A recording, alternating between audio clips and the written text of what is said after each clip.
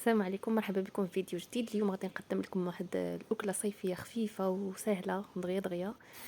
غادي نحتاج ليها واحد البصله، وغنحتاج واحد الفلفله حمراء انا درتها. الا كانت عندكم خضره ديروها، وواحد المطيشه. هنا درت واحد 2 معالق ديال كبارين ديال زيت العود، زيت البلديه، ودرت شويه ديال الملح. غادي نخليها كتقلى على النار كما شفتوا بحال هكا حتى طيح لنا داك البصله والفلفله ومطيشه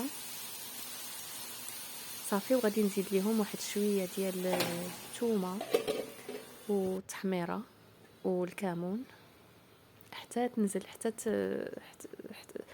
طيب مزيان. عاد نزيد لها هاد العطريه هادو. بالنسبه انا هنا الثومه قطعتها، كتعجبني الثومه باينه. الا بغيتو تحكوها حكوها ماشي مشكل. صافي غنحركها مزيان بحال هكا. ما نقولكمش البنات واحد الريحه طالعه منها كتشهي. ممكن هذه نديروها حتى في الساندويتشات الا بغيتو. صافي هنا غادي نزيد لها، غادي نطرب واحد 2 بيضات، غنزيد لهم شويه د الملحه وغادي نطربهم مزيان، وغادي نضيفهم عليها وغادي نسد عليها باش البيض يطيب لي من الفوق.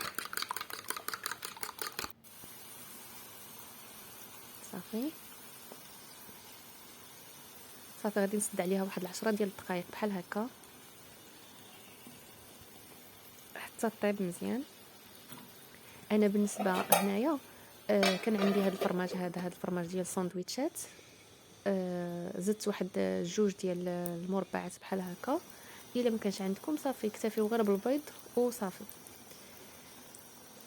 كنتمنى البنات ان هذه الاكله هذه تكون عجباتكم، واللي ما مشاركش في القناه ديالي يشارك وغادي نذوقها معكم. بصراحه واحد المذاق فيها رائع جدا والله العظيم، غير جربوها وردوا عليا الخبر.